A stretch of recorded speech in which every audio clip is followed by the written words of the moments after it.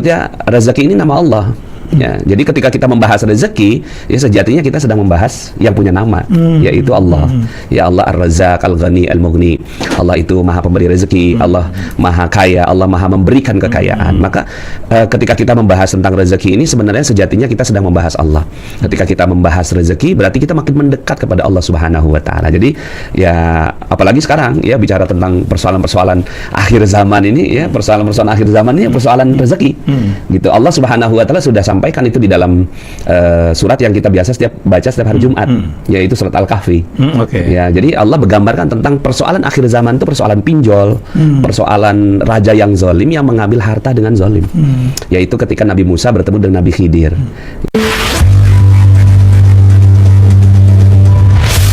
Bismillahirrahmanirrahim. Assalamualaikum warahmatullahi wabarakatuh. Alhamdulillah, tsumma alhamdulillah, wassalatu wassalamu ala rasulillah wa ala alihi wa sahbihi wa walah, wa la hawla wa la quwata illa billah, amma ba'd. Alhamdulillah, senang sekali bisa bertemu kembali di channel YouTube Magnet Rezeki. Saya doakan Anda semua mendapatkan keberkahan, kemuliaan, kejayaan, ketinggian dari Allah Subhanahu wa taala, sehingga Anda semakin dekat dengan cita-cita Anda, harapan Anda, hajat-hajat Anda, dan juga semakin dekat dengan Allah Subhanahu wa taala. Amin ya rabbal alamin. Seperti biasa di channel ini kita akan membahas tentang materi magnet rezeki, bagaimana menarik rezeki dahsyat dengan cara Allah. Tapi sebelum kita lanjut kepada materinya, bagi teman-teman yang belum subscribe dan baru saja menemukan channel ini, silahkan subscribe. Insya Allah Anda akan mendapatkan materi-materi yang terbaik dari channel ini. Insya Allah Anda adalah makhluk yang ajaib, tinggal kita sempurnakan faktor-faktornya. Dan insya Allah dalam video-video berikutnya kita akan lanjutkan materi ini sampai Anda menemukan potensi terbesar diri Anda dan menjadi makhluk ajaib sebagaimana yang Allah Subhanahu wa taala inginkan untuk Anda.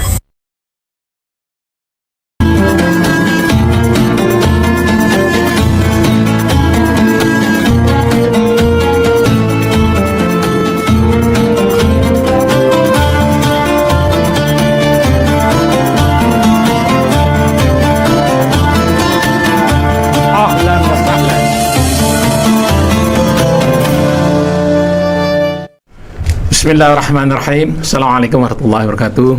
Waalaikumsalam warahmatullahi. Allahumma sholli ala sayyidina Muhammad wa ala ali sayyidina Muhammad.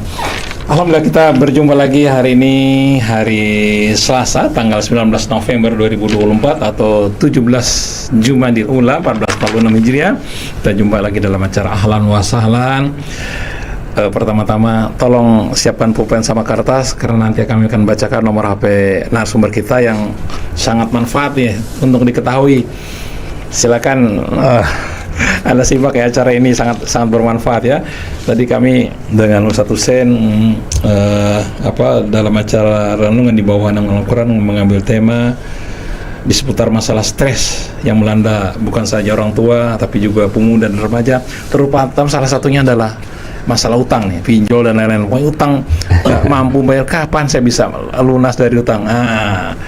Kami mengundang seseorang yang banyak memberikan tips-tips mengenai bagaimana mengatasi masalah utang. Jadi kita bilang jangan utang ya, amanah. lunas amanah. Jadi kalau kita mau nanggap kupu-kupu, jangan tangkap kupu-kupunya, tapi kita harus tanam bunga nanti kupu-kupu yang akan datang gitu ya. Anda tentu sudah tahu ya, beliau bukunya bestseller. Bukunya judulnya memancing rezeki, magnet rezeki, rahasia magnet rezeki. Itu bestseller, banyak sekali buku-buku yang ditulis olehnya dan itu bestseller sepanjang tahun, nggak kendor-kendor gitu. Terus saja orang cari bukunya. Ini termasuk saya juga ini bukunya nih, Nasrullah, rahasia magnet rezeki, menarik rezeki dahsyat dengan cara Allah. Kemudian kajian magnet rezeki, 40 kajian rezeki yang sudah terbukti rezeki akan didapatkan mereka yang memuliakan dan membahagiakan Tuhannya dan manusia ciptaannya. Itulah kunci. Assalamualaikum Ustaz Nasrullah. Waalaikumsalam warahmatullahi wabarakatuh. Alhamdulillah sekali nih saya bisa mengundang Ustaz, tiba-tiba bisa, padahal tadi udah agak-agak ragu juga tuh. Alhamdulillah. Ini sambil saya kasih linknya ke sosmed saya. Oke, silakan. Live di Telegram sama di Instagram sama Telegram ya. Oke. Kita ngomong soal banyaknya masyarakat dan pendengar kita nih yang juga ada yang sudah datang yang kewalahan bagaimana membayar hutang. Masya Karena Allah. pendapatan dia rasanya kok nggak mungkin ya untuk bisa mencapai hutang yang begitu besar. Gimana Ustaz Nasrullah cara mengatasinya, Ustaz?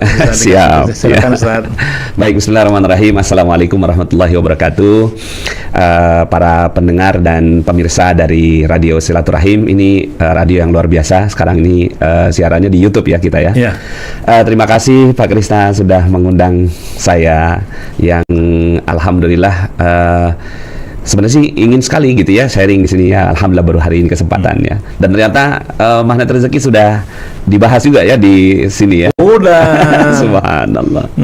Nah, jadi pertama bicara tentang rezeki dulu nih gitu ya. Rezeki. Jadi banyak orang yang bilang kok Pak Nas ngomongnya rezeki terus gitu. Ngomongnya kok duniawi gitu ya. Ya sebenarnya kan kita nggak bisa memisahkan ya antara akhirat dengan dunia, karena doanya saja Rabbana atina fid dunya hasanah fil akhirati hasanah. Jadi di dunia hasanah dan juga di akhirat juga hasanah. Kemudian yang berikutnya, rezeki ini nama Allah. Ya, jadi ketika kita membahas rezeki, ya sejatinya kita sedang membahas yang punya nama, yaitu Allah. Ya Allah Ar-Razzaq Al-Ghani Al-Mughni. Allah itu Maha Pemberi rezeki, Allah Maha Kaya, Allah Maha memberikan kekayaan. Maka ketika kita membahas tentang rezeki ini, sebenarnya sejatinya kita sedang membahas Allah. Ketika kita membahas rezeki, berarti kita makin mendekat kepada Allah Subhanahu wa taala. Jadi ya apalagi sekarang ya bicara tentang persoalan-persoalan akhir zaman ini ya, persoalan-persoalan akhir zaman ini persoalan rezeki. Gitu. Allah Subhanahu wa taala sudah sampaikan itu di dalam surat yang kita biasa baca setiap hari Jumat, yaitu surat Al-Kahfi. Ya, jadi Allah menggambarkan tentang persoalan akhir zaman itu persoalan pinjol, persoalan raja yang zalim yang mengambil harta dengan zalim. Yaitu ketika Nabi Musa bertemu dengan Nabi Khidir.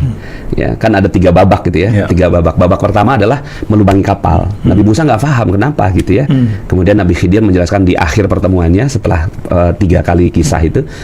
Jadi melubangi kapal maksudnya adalah karena ada raja yang zalim yang akan mengambil kapal-kapal yang masih ada di atas gitu ya, atas permukaan.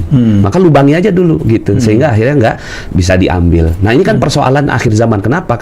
Karena Nabi sendiri yang mengatakan untuk kita membaca surat Al-Kahfi ini setiap hari Jumat. Ada pesan itu gitu. Dan Al-Kahfi ini adalah surat untuk anti Dajjal. Ya, nah ini kita sekarang ini Dajjal udah di mana-mana ini, gitu ya, sistem perbankan. Sistem perbankan di sini bukan sistem perbankan yang tidak bermanfaat ya, artinya hal-hal yang penyimpangan-penyimpangan di situnya, gitu ya. Kemudian juga dunia judol, pinjol, gitu ya. Sekarang orang kalau mau pinjem uang itu harus ke bank, ya, kemudian juga dites dan seterusnya. Sekarang tinggal buka aplikasi aja udah, gitu kan, langsung bisa, gitu kan, kelihatannya sekarang anak kecil aja bisa pinjem. Nah, itu dia. Orang tuanya yang kerepotan. Nah, jadi ya ini memang kita harus disadarkan terus gitu ya dengan kondisi seperti ini. Nah, sekarang magnet rezeki bicara solusinya. Saya sendiri Pak Krisna adalah alumni gitu ya, alumni dari orang yang punya hutang atau amanah itu. 21 miliar. 21 gitu. miliar. Tahun berapa itu? Itu sekitar tahun 2010. 2010. Ya, 2010 umur saya waktu itu 32 tahun. Waktu itu sudah punya metode ini belum? Belum. Ya. Jadi mencarinya bagaimana itu? Ya, nah itu yang seru karena apa namanya? Pada saat itu saya dikejar debt collector, bolak-balik ke ke kantor polisi karena dilaporkan, ya, kemudian juga ke pengadilan. Ya, rumah disita, bukan rumah lah, 23 tahun waktu itu ya, Mas ya? Ya, 30 tahun, 32 tahun ya. Jadi pada saat itu saya bisnis properti, ya, kemudian kita sih nyebutnya dulu ada krisis ekonomi ya di Amerika tahun 2008 gitu ya. Nah, pada saat itu saya sedang meluaskan proyek saya, sekitar menjalankan 4 proyek sekaligus pada saat itu. Jadi awalnya Rising gitu sampai masuk Metro TV. Disebut sebagai Indonesia's First Islamic Property developer syariah pertama di Indonesia gitu. Kemudian setelah itu diuji sama Allah Subhanahu wa taala gitu ya, karena dulu sih kita nyebutnya ada krisis ekonomi gitu ya. Nah, sekarang kita tahu, nanti saya akan sampaikan nggak ada krisis itu ya, yang ada solusinya dekat di dalam diri kita sendiri. Nah, pada saat itu akhirnya barangan saya nggak laku gitu ya, properti saya nggak laku, terus kemudian akhirnya para investor juga ngambil bagiannya gitu ya, meminta untuk dikembalikan dan seterusnya, sampai kemudian akhirnya minus 10 miliar gitu ya. Nah pada saat saya minus 10 miliar begitu ya, saya masih berusaha gagah gitu kan, bismillah gitu kan ya, kita udah pernah sukses nih gitu kan, ya insya Allah dengan ilmu yang sama gitu kan bisa sukses juga gitu. Nah mulai deh gitu ya, kemudian akhirnya saya mengenal dunia perbankan, awalnya perbankan syariah, makin kesini perbankan konvensional, makin kesini rentenir gitu. Karena pada saat udah mulai batas waktu gitu, panik gitu ya. Nah pada saat panik itu yang di kepala itu mau minjem kemana lagi gitu. Jadi saya sudah mengalami hal-hal yang seperti itu juga, sampai kemudian akhirnya minus 21 miliar. Di titik minus 21 miliar itu saya udah nggak tahu lagi apa yang harus saya lakukan gitu ya. Nah pada saat itu hampir bunuh diri Pak Krista gitu. Ngendarai mobil 170 km per jam gitu sambil merem gitu. Sambil teriak gitu, saking stresnya gitu. Stresnya itu. Gitu. Sadar gitu ya. Sadarnya itu bukan karena takut mati. Takut kalau nggak mati gimana kan, nambah persoalan baru itu. Jadi masih ada sedikit logika gitu kan, karena waktu itu ya sudah punya anak gitu kan, anak 3 gitu ya, kondisi seperti ini gitu. Sampai kemudian di titik itulah saya ketemu seorang kiai.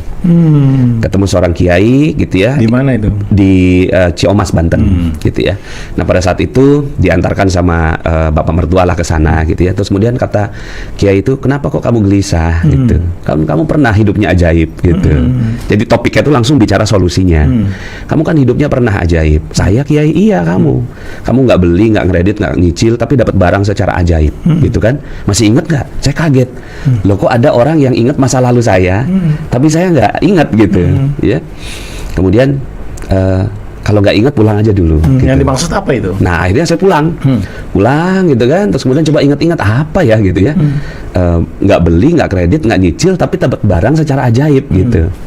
Akhirnya saya ingat-ingat masa lalu saya, dapat gitu satu peristiwa ketika saya di Malaysia. Di Malaysia itu istri saya kuliah, saya belum dapat kuliah pada saat itu. Terus kemudian pada saat itu ingin sekali punya kulkas gitu. Tapi kan nggak bisa beli ya, nggak bisa beli, nggak bisa kredit. Cuma menghayal aja gitu ya. Aduh enak ya kalau punya kulkas gitu. Jadi di masjid itu, jadi istri saya tuh ngidam setiap harinya mintanya sayur gitu. Nah untuk beli sayur itu saya harus jalan gitu kan. Enak kalau punya kulkas, belinya sekali, masaknya seminggu gitu kan. Nah pada saat itu doanya Robbana Atina gitu, tapi kepala minta kulkas gitu. Saya bilang malu masa gitu kan minta kulkas sama Allah gitu. Tapi entah kenapa itu yang terucap gitu dalam pikiran, dalam hati gitu. Pas keluar dari masjid ada kulkas dibuang. Gitu. Jadi ada orang Malaysia itu kan baik hati. Kalau mereka mau ganti perabot, letakkan perabot yang lama di depan. Silakan diambil sama siapa saja, halal gitu. Cuma rebutan aja orang India, Bangladesh dan Indonesia. Nah pada saat itu ya saya ada telepon temen, Pak Dodi ini ada kulkas dibuang, boleh nggak kita ambil? Jumlah tariklah gitu kan. Saya bawalah ke rumah, nyala gitu. Dan tidak dalam keadaan rusak kulkas itu? Nah kulkas itu ya ternyata ya ada cerita setelahnya. Intinya sih si kulkas itu masih nyala, masih berfungsi gitu. Jadi cerita si orang yang buang kulkas itu, setiap colok kemana-mana itu koslet gitu. Ayo udahlah taruh aja depan gitu kan. Ya, dia mau beli yang baru gitu. Nah terus kemudian saya ingat itu kan, itu kejadian tahun 2002. Saya ketemu Kiai kan 2010. Terus kemudian kata Kiai pulang aja dulu kalau belum ingat gitu. Akhirnya saya balik lagi. Gitu. Kata Kiai, udah ingat? Udah Kiai. Apa? Ya, kulkas Kiai. Itu dia. Gitu. Ya. Saya agak heran ya, karena ada seorang kiai yang tahu masa lalu, tapi ini kan ilmunya kasyaf ya. Beliau sudah terbuka hijabnya gitu tentang masa lalu saya. Itu dia, kamu kan nggak beli, nggak kredit, nggak nyicil, tapi dapat barang secara ajaib. Terusin dong, kata kiai gitu. Terusin dong. Terusin kepada permintaan yang lain gitu maksudnya. Iya, terusin melakukan apa yang dulu dilakukan sehingga bisa jadi ajaib itu, gitu. Sehingga nanti utang kamu itu, amanah kamu itu, ya, yang miliar-miliar itu, padahal saya nggak cerita. Gitu, itu hutang kamu yang miliar-miliar itu selesai gitu, kata kiai. Gampang bagi Allah gitu. Nah setelah itu akhirnya saya ya tercerahkan lah begitu ya. Ada perasaan bahagia gitu kan, dan itu juga rasa ketika kita ketemu sama seorang guru spiritual kan seperti itu. Terus kemudian akhirnya saya 2 minggu sekali datang gitu ya mencoba untuk menimba ilmu gitu sama kiai. Akhirnya muncullah ilmu magnet rezeki ini. Gitu. Dan alhamdulillah 21 miliar itu selesai. Gitu, lunas gitu. Lunas. Cuma memang dalam waktu 8 tahun. 8 tahun. 8 tahun. Jadi sebenarnya harusnya bisa lebih cepat ya kalau seandainya hati kita tuh bisa nerima gitu kan ilmu. Cuma kadang-kadang kan kita tuh apa iya gitu kan, apa bisa, apa mungkin gitu kan, ya baru kemudian akhirnya ya ternyata dalam perjalanannya subhanallah gitu kan selesai semua dengan cara yang saya juga nggak paham gitu. Akhirnya sekarang ini ya yang sekarang saya pegang adalah bagaimana saya hidup dengan ilmunya kiai ini gitu. Nah, ilmu kiai itulah yang saya tulis dalam buku berjudul Rahasia Magnet Rezeki. Dan bestseller itu ya. Laku berapa juta? Ini sudah 80 kali naik cetak. Ya Allah. Ya, alhamdulillah 80 kali naik cetak. Setiap cetak itu ada 3.000, 5.000, 10.000 tergantung pada saat itu permintaannya.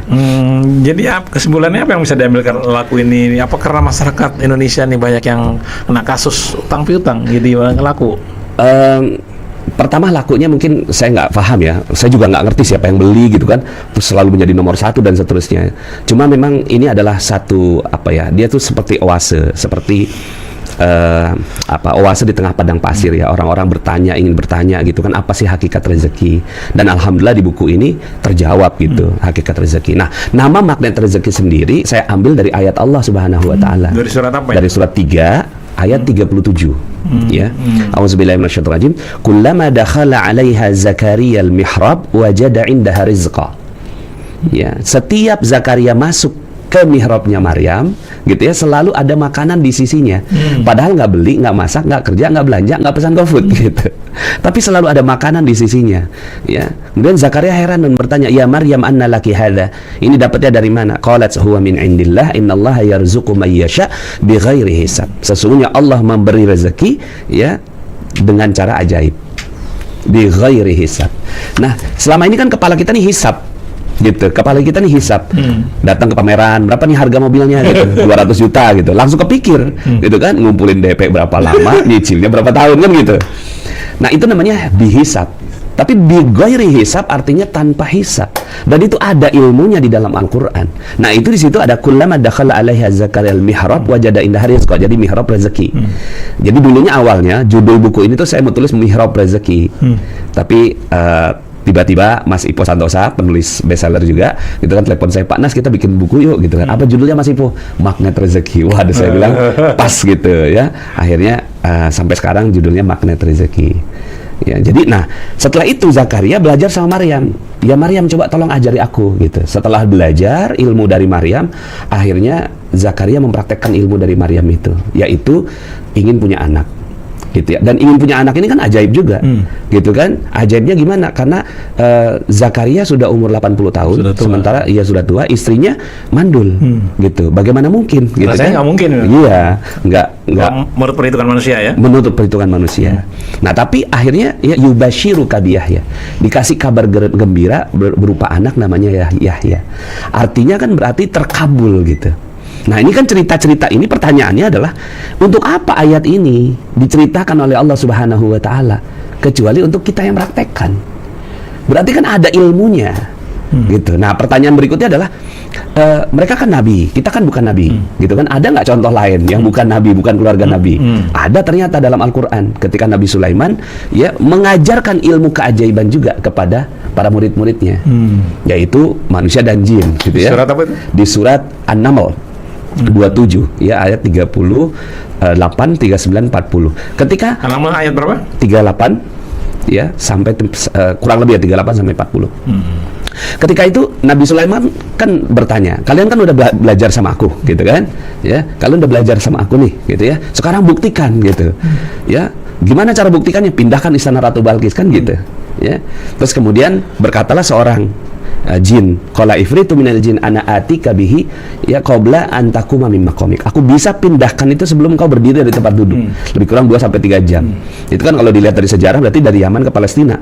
Jaraknya sekitar 2000 km gitu. Itu dipindahkan hanya dalam waktu 2 sampai 3 jam, kan ajaib. Apa kata Nabi Sulaiman? Ya, bagus. Ada nggak yang bisa lebih cepat? Nah, ini dia. Gitu kan? Ada nggak yang bisa lebih cepat? 2-3 jam aja udah dahsyat. Ini minta yang lebih cepat. Di ayat berikutnya, qala alladzi indahu ilmu minal kitab ana atika bihi qabla an yartadda ilaika tarfuk. Berkatalah seorang yang tidak disebut namanya di situ. Tidak disebut qala alladzi indahu ilmu minal kitab, tapi dia belajar ilmu dari Alkitab, berarti ada ilmunya. Ada ilmunya, ada gurunya namanya Nabi Sulaiman, ada muridnya gitu ya. Dan juga ini bisa dipraktekkan. Ya, apa yang dikatakan sama orang yang sudah mempraktekannya? Ana atika bihi qabla an yartadda ilaika tarfuk. Aku bisa pindahkan sebelum matamu berkedip. Nah, sebelum mata berkedip. Masya Allah. Artinya dan setelah itu gitu kan, ya berpindahlah itu ya singgasananya gitu kan menjadi singgasana Ratu Balkis. Dan kemudian hadza min fadli rabbi liyabluwani aashkuru am akfur. Ini adalah rahmat dari Tuhanku untuk menguji apakah aku bersyukur atau kufur. Artinya ilmu itu ada. Pertanyaannya kan, untuk apa ayat itu diturunkan kepada kita? Nah, akhirnya pada saat itu saya teringat ketika itu ya, ini masa sebelum saya diuji sama Allah Subhanahu wa taala, saya buka Quran gitu kan, terus kemudian saya pas ayat itu yang kebuka, saya tutup, kemudian saya lihat di laptop gitu, kok ada Google Map nih gitu ya, di belakang rumah kontrakan saya ada tanah kosong gitu kan. Ya akhirnya saya kedipin aja gitu, ting gitu kan. Kan dulu tadi kan sebelum mata berkedip.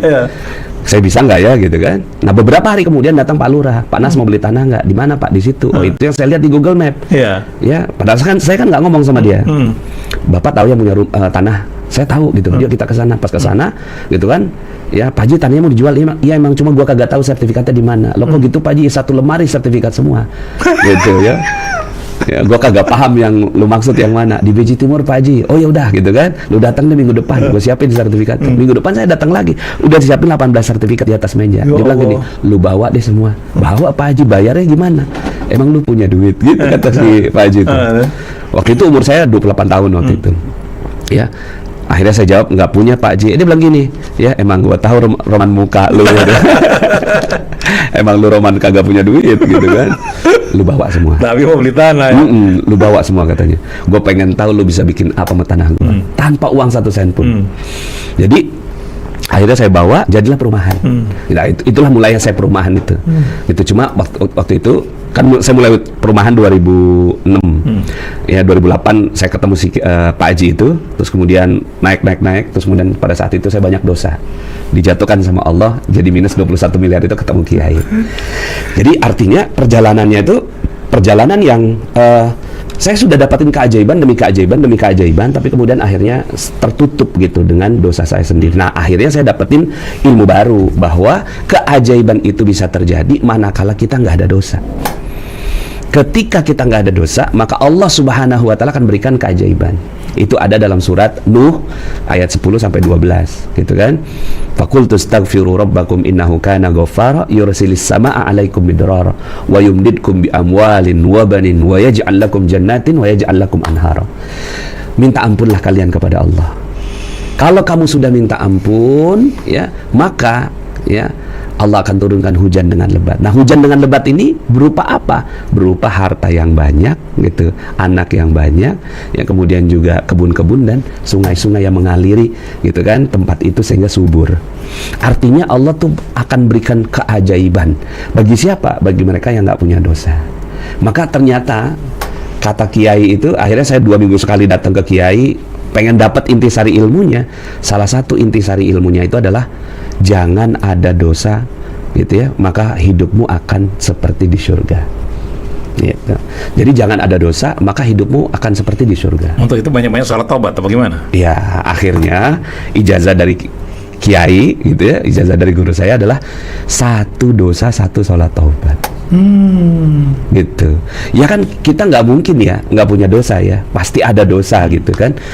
Cuma kata Kiai gini, apa bedanya surga dengan dunia? Nggak ada beda, gitu. Bedanya dosa. Di surga nggak ada dosa, di dunia ada dosa. Tapi bisa loh kita tuh kembali lagi ke surga, gitu, asal kita nggak punya dosa. Bisa nggak punya dosa? Bisa. Kata Kiai, sholat taubat, setiap kamu dosa, gitu, 1 sholat taubat. Akhirnya ya waktu itu kan saya minus 21 miliar.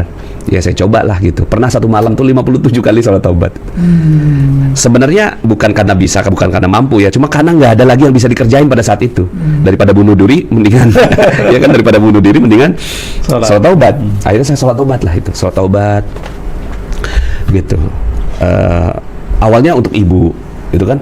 Pas sudah selesai, loh kok badan enteng ya, gitu. Sholat lagi untuk bapak, sholat lagi untuk istri, untuk anak, gitu, untuk konsumen. Sampai nggak kerasa, gitu. Saya bikin hitungan aja gitu, 1, 2 gitu kan. Sampai udah 56 gitu. Sampai udah kecapean itu.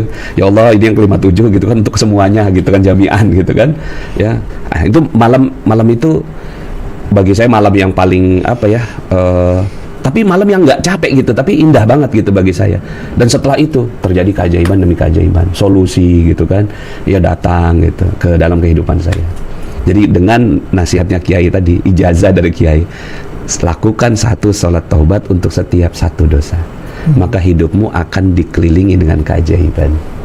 Masya Allah. Oke, Iwan Anawat, kami masih berbincang-bincang dengan Ustadz Nasrullah, penulis buku Rahasia Magnet Rezeki dan Kajian Magnet Rezeki, yang beliau ini sudah ribuan kali mengadakan seminar-seminar di mana-mana ya. Silakan Anda mungkin punya pengalaman telah mempraktekkan pola Rahasia Magnet Rezeki. Silakan sharing di sini. Silakan yang mau sharing karena pernah sudah merasakan tips dari Ustadz Nasrullah, silakan cerita di sini. Kami tunggu ya. Ini sudah ada yang Assalamualaikum Ustadz Nasrullah. Saya belum punya rumah. Saya berdoa memakai surat Al-Mu'minun ayat 29, Robi Anzilni itu. Munzalan itu. Apakah boleh Ustadz? Ya, jadi ada salah satu, ya pastinya boleh ya. Kalau dibicarakan boleh nggak boleh, pasti boleh. Belum punya rumah, baca surat Al-Mu'minun 29. Iya, jadi dan itu memang spesifik ya, Robi Anzilni Munzalan Mubarakah wa anta khairul munzilin. Itu memang doa untuk mendapatkan tempat tinggal ya. Artinya apa tuh? Rabbi anzilni munzalan mubarakah, gitu ya. Berikanlah kepada kami ya tempat tinggal yang baik ya, tempat tinggal yang barokah. Ya, wa anta khairul munzilin ya. Jadi surat berapa tadi? Surat 29 ya. Al-Mu'minun 29. Ya, lebih kurang artinya seperti itu. 29 ayat surat Al-Mu'minun ayat 29. Oh, surat Al-Mu'minun ayat 29 ya. 23 ayat 29. Saya takut ya. Ya kan ini tempat ya. Ya, Rabbi anzilni ya Allah, tempatkanlah aku di tempat yang terbaik. Sesungguhnya engkau sebaik-baik pemberi tempat gitu ya, pemberi tempat kediaman. Ada di kita nama ilmunya itu Garbutala ya. Jadi Garbutala ini adalah kita menggetarkan hati dengan Al-Qur'an. Gitu, menggetarkan hati dengan Al-Qur'an. Jadi apa yang digetarkan? Hati ya? Iya, jadi kan tubuh kita ini penuh dengan energi-energi. Energi-energi yang nggak positif gitu ya, bercampur, ada yang positif, ada yang nggak positif. Ketika kita misalnya ditagih sama debt collector, pasti kan ada energi-energi itu, takut, cemas, gelisah, khawatir. Betul. Dan itu energi-energi nggak bagus gitu. Nah, itu harus kita netralisir. Dengan? Ya, nah, netralisirnya dengan apa? Tentunya dengan berzikir kepada Allah Subhanahu wa taala. Tapi ada zikir yang kita minta waktu itu. Jadi waktu itu ada ceritanya tentang seorang yang membunuh diri. Waktu itu ada orang yang membunuh diri, terus kemudian dia WA saya gitu. Waktu itu zamannya BBM, Pak Nas, saya mau bunuh diri gitu kan. Ya, kok mau bunuh diri? Izin saya dulu gitu. Karena di depannya udah ada racun gitu. Saya udah siap minum nih Pak Nas gitu. Pak Nas orang terakhir yang saya hubungi gitu. Saya minta tolong bantuannya gitu kan.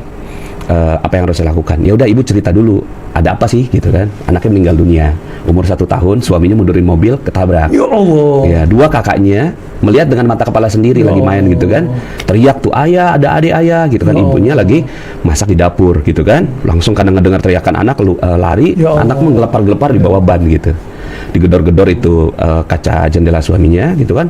Terus empat-empatnya merasa bersalah kan, itu didorong itu mobil gitu kan. Terus kemudian tuh anak masih hidup, cuma ususnya udah terburai gitu. Ya Allah. Dibawa gitu kan, di tengah perjalanan meninggal dunia di pangkuan. Nah, pertanyaannya adalah, ini energi galaunya berapa nih kalau 0 sampai 10 kan gitu. Udah pasti 10 kan? Gitu. Mungkin 100, 1000 kali. Lebih kali ya. Ya, akhirnya memang dia udah nggak bisa hidup lagi. Setiap hari yang dia ingat cuma anaknya. Setiap melihat mobil dia kebayang anaknya gitu. Akhirnya dia udah nggak bisa hidup lagi. Makanya di depannya racun menyusul anaknya. Akhirnya saya bilang kayak gini, Bu, kalau ibu percaya sama saya gitu kan, boleh nggak ibu ambil air wudhu gitu. Akhirnya dia wudhu. Selesai wudhu, apalagi Pak Nas saya harus lakukan, coba ibu gitu kan, sholat, saya bilang gitu kan. Udah selesai sholat gitu kan, apalagi yang harus lakukan Pak Nas gitu kan, coba buka Quran. Ayat berapa Pak Nas? Buka aja sekenanya. gitu. Ayat yang pertama kali terlihat di mata kasih tahu ke saya, yuk kita diskusi sama-sama. Saya juga nggak ngerti persoalan ibu, kan saya bilang gitu. Lama saya tunggu, semenit, 2 menit, 5 menit, 10 menit, loh kok nggak ada kabar gitu. Akhirnya saya sapa duluan gitu, Bu gimana kabar? Nggak dijawab. Gitu, 15 menit, 20 menit, Bu gimana kabar? Gitu, 30 menit, Bu gimana kabar? Gitu kan. Kok cuma centang satu lah gitu kan. Cuma centang satu gitu. Akhirnya setelah 40 menit, saya udah nggak sabar, saya telepon. Bu gimana kabar? Ternyata diangkat sama dia. Dia bilang gini, alhamdulillah gitu. Wow keren gitu. Jadi ada satu ilmu di kita namanya wow keren. Wow keren, makasih Pak Nas gitu kan. Nah, tadi ibu bunuh diri gitu kan, dan langsung sembuh. Setelah itu nggak jadi bunuh diri, dan setelah itu dia dapatkan keajaiban demi keajaiban dalam kehidupannya dia. Surat apa yang terbuka? Nah, surat yang terbuka itu adalah gitu kan, pas dibuka, ya saya juga penasaran kan, ayatnya apa Bu gitu. Pas dibuka dapat ayat wa yunzirul ladzina qalu ittakhadzallahu walada, 18 ayat 4. Ayat ini turun untuk memperingatkan orang yang menuduh bahwa Allah mengambil seorang anak. Gitu. Sebenarnya ayat ini bukan untuk dia. Ayat ini tuh untuk orang yang mengambil Nabi Isa sebagai anak gitu, anak Tuhan gitu. Tapi emang susunannya tuh kan Al-Quran tuh punya banyak sekali rahasia di baliknya gitu. Ini pas banget dengan kejadiannya dia. Emang di kepalanya dia tuduh Allah, kenapa kau ambil anakku? Kenapa kau ambil dengan cara yang tragis? Kenapa kami harus menyaksikannya gitu? Kenapa sih nggak diambil baik-baik aja gitu? Nah, ayat berikutnya mereka sekali-kali tidak punya pengetahuan tentang hal itu. Begitu pula nenek moyang mereka mengatakan tidaklah yang mereka katakan kecuali dusta. Artinya diomelin sama Allah, dan dia ngerasa tuh. Ayat berikutnya, maka apakah barangkali kamu akan membunuh dirimu? Kaget dia gitu. Kok Allah tahu aku bunuh diri? Padahal asal kebet aja tuh ya. Iya. Bagi kita kan asal kebet. Bagi kita secara acak. Tapi nggak ada yang acak di sisi Allah. Ya Allah. Apalagi kita punya niat kan, intention gitu kan. Innamal a'malu binniyat, ya Allah, aku minta petunjuk Engkau, aku mau bunuh diri ya Allah gitu. Pas dibuka dapat ayat yang pas itu. Gitu. Apakah kamu akan membunuh dirimu? Nah, ayat berikutnya jadi obat. Maka itulah Al-Quran sebagai syifa. Gitu ya. Ayat berikutnya adalah gitu ya, bunyinya, tidak adalah yang ada di muka bumi ini kecuali hanya perhiasan saja untuk menguji siapa yang di antara mereka yang terbaik perbuatannya.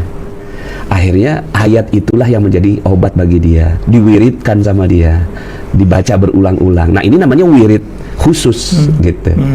Wirid khusus yang menggetarkan jiwanya yang tadinya penuh dengan energi nggak bagus, Feeling guilty ya. ya feeling guilty dan seterusnya. Ini saya tanya sama psikolog gitu kan, ini persoalan kayak gini 30 tahun aja belum tentu sembuh katanya kalau pakai ilmu psikologi. Iya. Kenapa? Karena empat-empatnya ini core family gitu. Bapak, ibu, anak, empat-empatnya mereka ngalamin semua.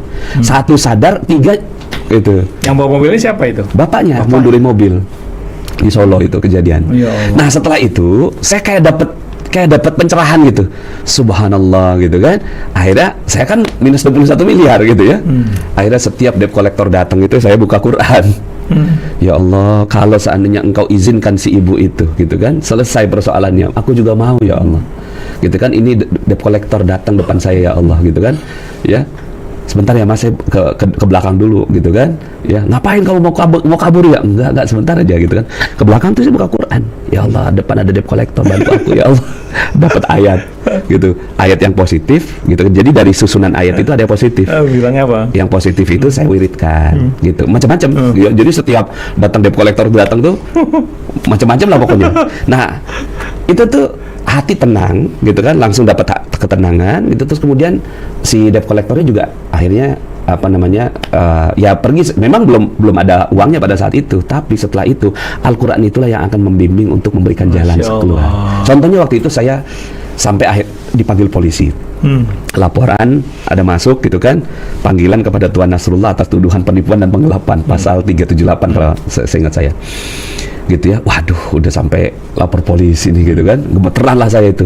Akhirnya saya minta sama Allah, ya Allah, titipkan kepadaku satu ayat gitu. Pas dibuka dapat ayat gitu.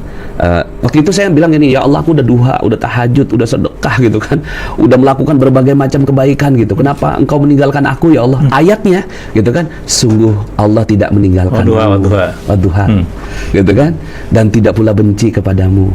Sungguh akhir dari ini adalah kebaikan gitu kan, dan sungguh Allah akan memberikan kira-kira solusi kepadamu sampai hatimu menjadi puas gitu. Saya wiridkan itu ayat. Saya BAP, berita acara pemeriksaan di polisi gitu kan. Wadduha wal laili idza saja ma wadda'aka rabbuka wa qala wal akhiratu khairul laka minal ula wa la sawfa yu'tika rabbuka fatarda. Terus begitu saya ulang. Nah, itu yang membuat akhirnya ibaratnya KR. air kita penuh dengan warna hitam gitu. Gimana caranya supaya yang hitam ini keluar semua gitu ya? Tanpa harus menuangnya gitu. Tuangin aja, isi dengan air yang putih dari luar. Sebanyak-banyaknya sampai kemudian akhirnya si air hitam itu keluar. Nah, air putih ini adalah Al-Qur'an. Nah, Al-Qur'an itu kadang-kadang di sini hakikatnya afala yatadabbaruna Al-Qur'an. Apakah kamu tidak mentadaburi Al-Qur'an? Yang dengan ada juga ayat-ayat lain yang tentang bahwa ayat Al-Qur'an itu penuh keberkahan gitu ya. Lihat dabbaru ayatihi, ya untuk dihayati makna-maknanya. Nah, untuk dihayati maknanya inilah yang akan mencuci diri kita. Jadi kalau misalnya nih ada orang yang dia udah kena pinjol 1, 2, 3, 4 gitu kan, kadang-kadang tutup ini sampai ke 20, di kepalanya dia kan cuma pinjol kedua 1, mana lagi ya gitu, ya kan? Nah, daripada begitu mending datang ke Quran. Pertama sholat taubat dulu. Sholat taubat, akui kesalahan, gitu kan, pasti ada kesalahan diri kita, gitu kan. Kabar baiknya adalah solusinya dekat, nggak mesti ke pinjol 21 gitu loh. Kan kita selama ini ketika kita punya persoalan, kita pengen cari di mana ya solusinya gitu. Enggak kok, solusinya dekat di dalam diri kita. Nah, diri kita ini penuh dengan kegalauan itu, sholat taubat dulu. Setelah sholat taubat gitu, minta petunjuk sama Allah Subhanahu wa taala. Buka Quran, ya Allah, ya, titipkan kepadaku satu ayat yang bisa membantu aku, menemani aku dalam menghadapi persoalan ini khusus ya Allah. Khusus ayat ini. Ketika dibuka dapat ayat. Nah, ayat itu yang diwiridkan terus-menerus. Maka nanti insya Allah persoalannya selesai hanya dengan ayat itu. Gitu. Kadang-kadang ya kita nggak perlu apapun sebenarnya di muka bumi ini, kita cuma perlu Al-Quran sebenarnya. Masya Allah. Itu hakikat yang saya pelajari dari pelajaran saya belajar bersama dari Kiai. Baik, Iwan dan awat kami masih berbincang-bincang dengan Ustadz Nasrullah. Beliau adalah penulis buku Rahasia Makna Rezeki yang menarik rezeki dahsyat dengan cara Allah. Tadi kita sudah dengar ya cerita-cerita ajaibnya. Mana nomor teleponnya? Oke, ini silakan dicatat Ustadz Nasrullah. Nomor teleponnya dicatat ya. 0859 sudah. Kemudian 59 lagi. Ya, sudah. Kemudian 52. Kemudian 0325. 0859, kemudian 59 lagi, kemudian 52, kemudian 0325. Baik, kita jawab pertanyaan yang masuk nih dari WA ya. Dari Zen, mana Zen tadi itu? Dari Zen. Assalamualaikum Ustadz Nasrullah, terima kasih sudah datang ke Rasil, banyak ilmu yang kami dapat. Kami ingin bertanya bagaimana ilmu magnet rezeki bisa membasmi pinjol dan judol dari masyarakat. Pertanyaannya. Iya. Ya, bagaimana cara membasmi judol dan pinjol di tengah masyarakat ya? Sebenarnya bicara itu kita nggak bisa mengubah apa yang ada di luar diri kita ya. Kita hanya bisa mengubah apa yang kita bisa ubah dalam diri kita dan fokus saja mengubah diri kita gitu kan. Ketika diri kita ini ada energi-energi nggak baik, jadi kalau ilmu magnet rezeki itu ilmunya ilmu energi gitu ya. Jadi ketika kita ada energi-energi nggak bagus gitu, itu ganti semuanya dengan energi-energi yang baik ya. Pikirannya harus positif, perasaannya positif, motivasinya positif. Nah, ketika itu semua udah positif, maka insya Allah solusi untuk kehidupan kita akan datang. Nah, sekarang untuk solusi masyarakat bagaimana? Kalau untuk solusi masyarakat, ya kalau saya mengamini sebuah teori namanya Maharishi Effect gitu ya. Teori Maharishi Effect itu penelitian di Amerika, seorang Jepang yang dia melakukan penelitian bahwa 1% manusia yang melakukan energi positif gitu ya, dengan sungguh-sungguh dia akan mempengaruhi 99% yang ada di luar. Gimana? 1% manusia. 1% manusia. Ya, 1% manusia, 1% kumpulan manusia gitu kan melakukan nilai positif gitu kan, energi positif dengan sungguh-sungguh gitu, konsisten, istiqomah gitu ya. Maka dia akan mempengaruhi 99% yang lainnya. 99% yang ada di luarnya. Makanya kalau dengan teori itu dia katakan teori 1%, Maharishi Effect namanya. Itu otomatis ya? Ya karena kekuatan energi positif itu kuat. Gitu. Ada juga kan ilmu namanya butterfly effect. Butterfly effect itu adalah kepakan sayap kupu-kupu gitu kan, di Brazil itu akan menyebabkan badai di Arizona misalnya gitu. Masya Allah. Jadi artinya kita tuh semua saling terhubung. Gimana cara kita mengubah dunia kita gitu kan, mengubah judol, pinjol gitu kan, itu bisa berubah. bisa kok kita mengubahnya dengan apa? Dengan kita sama-sama nih. Makanya kalau di kita di Magnet Rezeki punya impian 2 juta pengamal ilmu magnet rezeki. Ketika 2 juta pengamal ilmu magnet rezeki ini berhimpun, bersatu gitu kan, saling mengingatkan energi-energi baik dan seterusnya secara istiqomah, konsisten gitu ya, maka dia akan mempengaruhi 200 juta orang gitu di luarnya gitu. Oke, baik. Assalamualaikum Ustaz Nasrullah. Kami ingin bertanya sejauh mana pengaruh kata-kata baik dengan kata-kata buruk terhadap keadaan ekonomi atau keadaan utang piutang. Jadi Ya, siap. kata-kata baik pengaruhnya sejauh mana? Sangat-sangat pengaruh karena setiap kata kita itu diaminkan oleh malaikat semuanya ya. Dalam sebuah hadis disebutkan ya, janganlah berkata-kata gitu ya kecuali yang baik saja ya. Fa innal malaikata yu'minuna ala ma taqulun ya. Surat apa itu? Itu hadis. Ya, hadis Nabi. Kalau di kitab Riyadhus Shalihin itu ada di kumpulan babnya tuh bab menghadiri bab menghibur mayit, menghibur keluarga mayit. Karena pada saat itu Nabi mengucapkannya gitu kan ya, itu pada saat Ummu Salamah ya, itu suaminya meninggal. Terus kemudian ya ketika suaminya meninggal gitu kan, semuanya pada mengutuk dirinya sendiri gitu kan. Kan orang-orang zaman dulu begitu. Wah, kacau nih, hancur nih. Mohon maaf ya, itu contohnya gitu. Kemudian apa kata Nabi? La tad'u ala anfusikum illa bi khairin. Jangan katakan kecuali yang baik saja. Fa innal malaikata yu'minuna ala ma taqulun. Karena malaikat mengaminkan semua yang kamu katakan. Nah, kita tiap hari itu kata-kata itu ada 20.000 kata setiap hari, dan 20.000 kata itu semuanya diaminkan oleh malaikat. Makanya misalnya kita lagi hutang diganti jadi amanah gitu kan, macet diganti jadi penuh. Nggak ada macet, itu adanya penuh.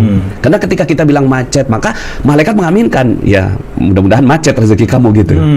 Tapi ketika jalanannya penuh gitu, kan beda. Jadi penuh rezeki kita. Penuh rezekinya gitu.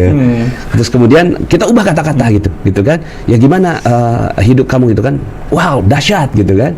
Ya, ada orang datang ke saya, panas, hidup saya hancur gitu. Lah kan dia lagi doa berarti. Jadi pengaruh kata-kata ini sangat-sangat besar sekali pengaruhnya.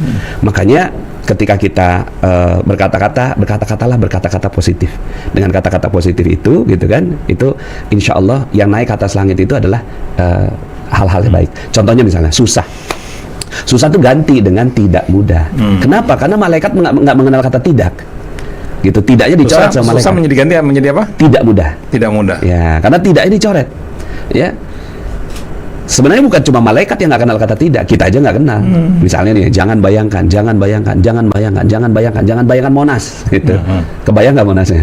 Bayang. Udah dibilang jangan bayangkan tuh. Jangan bayangkan, belum berkali-kali sering jangan bayangkan. Jangan nengok kiri. Jangan nengok malah ini. Jadi jangan ini, kata-kata jangan ini, jangankan malaikat, kita aja nggak kenal. Gitu ya. Apalagi malaikat. Maka hati-hatilah dengan malaikat ini. Kanan kiri kita nih malaikat mencatat gitu. Apa kata-kata misalnya, aduh kacau hidup gue, itu malaikat langsung naik ke atas langit tuh, hush gitu. Nah, hati-hati di situ. Jadi akhirnya kita ganti gitu kata-kata positif. Ustadz boleh sharing dari pengalaman murid-murid Ustadz yang sudah teratasi utangnya seperti apa? Ada apa pengalamannya? Silakan. Ada yang 15 miliar lunas dalam waktu 2 tahun. Mempraktekkan pola yang Ustadz bilang. Ya. Jadi kita punya pola namanya jurus ya. Kita jurus magnet rezeki. Jadi ada 101 jurus magnet rezeki sebenarnya banyak gitu ya. Tapi yang utamanya tuh 10 jurus magnet rezeki. 10 apa gitu saja tuh? 10 jurus magnet rezeki. Yang pertama itu perisai rezeki. Gitu, perisai rezeki. Bahwa rezeki itu ada perisainya. Perisai itu adalah dosa, maka lepaskan dosanya. Itu jurus pertama. Kedua? Jurus yang kedua adalah law of projection. Law of projection berkata bahwa semua yang kita pancarkan itu pasti jadi. Maka hati-hatilah berpikir. Jadi pikirannya hanya yang positif saja. Nah, kalau kita ganti gitu kan, semua keadaan kita bilang wow keren gitu. Itu kan bahasa training ya. Kalau dalam bahasa Al-Qur'an tuh salaman salama. Salaman salama. Jadi apapun yang terjadi gitu kan, mau kita dihina orang, dijatuhkan, ditagih debt collector, wow keren gitu. Nah, itu law of projection. Nah, setelah itu ketika kita pancarannya udah bagus, latihannya kita, maka apapun yang kita pancarkan jadi.